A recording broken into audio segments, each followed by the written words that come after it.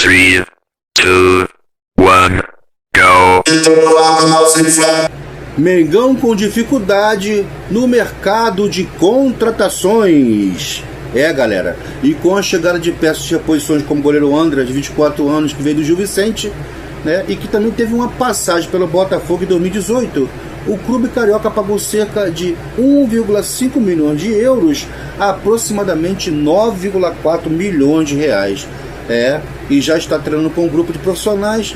Lembrando que o Gil Vicente ainda tem direito de 10% de uma possível venda futura. Outro reforço pontual para o elenco, que virou até novela, foi o zagueiro Vitão, ex-internacional.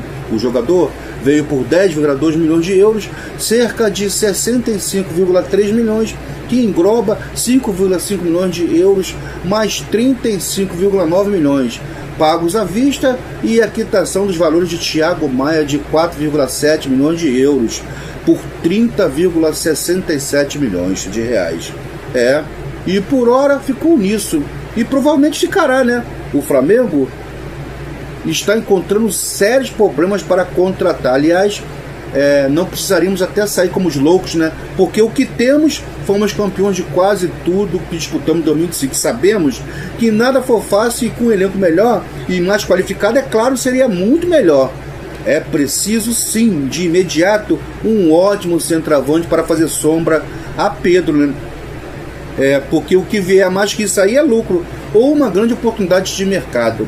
Se glorificam os menores, né, quando vê o Cruzeiro medindo força com o Flamengo e não aceitar uma proposta legítima que o rubro-negro fez até os loucos 32 milhões na mão, e ainda pensava em liberar o Cebolinha. Pasmem, o Cruzeiro disse não, graças a Deus, né? O jogador teve problemas graves no joelho direito, né, em 2022, quando sofreu uma ruptura no tendão patelar e jogava pela Juventus da Itália. O jogador levou mais de 3 anos para fazer uma ótima temporada inteira, sendo artilheiro do Campeonato Brasileiro em 2025, com 21 gols, 3 atrás de Arrascaeta com 18, mesmo sem ser centroavante de ofício. Aliás, o gringo foi o melhor jogador deste mesmo campeonato. Conclusão: seria loucura arriscar dar 35 a 40 milhões ao Caio Jorge somente por uma única temporada.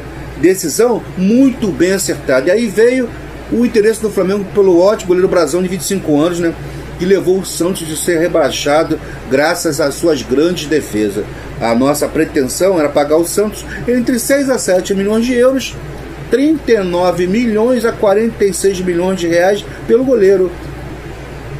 E poderia ter esticado até 10 milhões, hein? Cerca de 66 milhões. Seria um baita de negócio. Só que o Santos quis mais, né? Disse que o jogador só sairia do Santos se o Flamengo pagasse a multa rescisória de nada mais nada menos de 376 milhões ou 470 milhões de reais, dependendo da cotação e renovação. Enquanto para o mercado internacional é de cerca de 70 a 75 milhões de euros, aproximadamente 465 milhões. E aí, é claro, tornou-se impossível, ficou inegociável. E isso, o atleta também disse que preferia continuar no Santos, porque ali ele era titular e se achava com boa visibilidade para chegar à seleção. E no Flamengo seria a reserva do Rossi. Para mim, né, o Brazão ficou com medo do desafio e deu essa profetada, né? Como é que pode achar que no Flamengo ele não iria jogar em um ano com diversas competições e um goleiro de alto nível como ele jogaria no mais popular e o time que tem mais estrutura da América do Sul? Já está até entre os 10 maiores do mundo financeiramente. Bola fora para mim do Brazão, e mais uma loucura que não fizemos. E agora essa outra loucura, que é essa possível chegada do Paquetá. Coisa que eu não acredito. Para mim, isso aí é para valorizar o jogador e para frente receber uma ótima e vantajosa proposta dos países asiáticos ou da Turquia, que seja boa para o West Ham e para o próprio jogador. Inicialmente, o West Ham pediu 50 milhões de libras, ou seja, 57 milhões de euros, cerca de 361 milhões. Porém, o Flamengo oferece no máximo de 40 milhões. Cerca de 265 milhões de reais, que já é recusados 30 e 35 milhões. E este 40 milhões pode ser o valor para a negociação seja sacramentada ou não. E se não for, também tá tudo bem. O Flamengo não pode contratar só fazendo loucuras. E é verdade que também gritamos aos quatro cantos que gozamos de ótima estabilidade financeira, né? E isso acabou dificultando os preços melhores. Negociações está emperrada. E as duas coisas são pilares para o atleta ser contratado, né? O Flamengo oferecer mesmo os 40 milhões e aceitar o atleta no fim do campeonato inglês, já que o West Ham briga para não ser rebaixado, coisa que por esse valor, para mim, o jogador era para chegar ontem. Nada de esperar, porque se fosse a gente que estivéssemos do outro lado, não teríamos a opção de ficar até o final do nosso campeonato. E temos também as saídas do Vina, que foi para o River Plate, apesar de para mim ser o melhor lateral esquerdo, né? Mas talvez fisicamente, na cabeça do Felipe Luiz, estaríamos atrás de Alexandre e Ayrton Lucas. Saiu também, né? O tiro no pé do Zé Boto foi o Juninho, né? Foi pro Puma do México. Não teve no Flamengo as chances que o Flamengo deveria ter, né? Porque era a única opção de centroavante. Saíram também o Jasper Pablo para o São Bernardo de São Paulo. O Cleito foi para o Wolfsburgo da Alemanha, né? E o goleiro Matheus Cunha foi para o Cruzeiro. Além de Carlinhos, que foi para o Remo. Lembrando que está lá no Remo é Marcos Braz, diretor de futebol do Flamengo. E bem recentemente agora saiu também o Alacian, que foi nesta última quarta-feira para o Red Bull Bragantino por 10 milhões de euros, cerca de 66,6 milhões. E ainda, com uma opção do clube carioca, arrecadar mais 2 milhões de euros, cerca de 12,5 milhões, caso o atleta atinja algumas metas.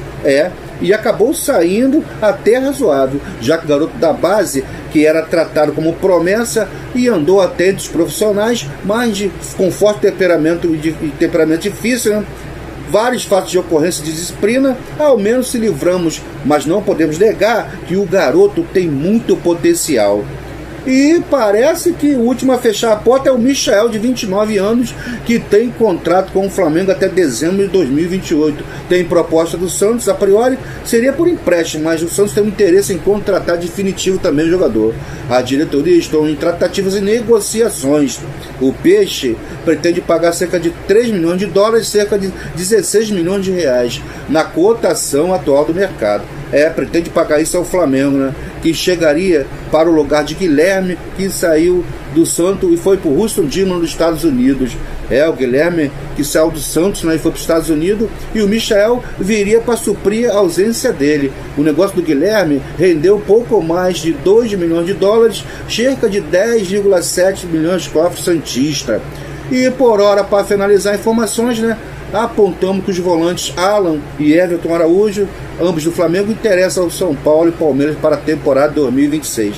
O clube paulista, o São Paulo, tem a possibilidade de ser emprestado, mas com a compra obrigatória com metas, né? A priorização é do Alan, que iria para o clube paulista, mas que não tivesse que envolver o Marco Antônio, contratado recentemente frente ao Lazio da Itália.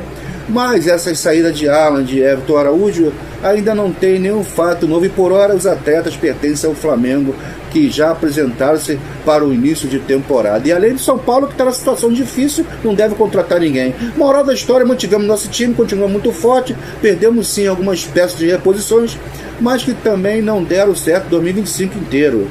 Vendemos alguns, emprestamos outros e também tentamos ir ao mercado e fizemos 2 boas contratações, André, o goleiro, e Vitão, zagueiro, e fechamos 2 deficiências de elenco, sem fazer loucuras.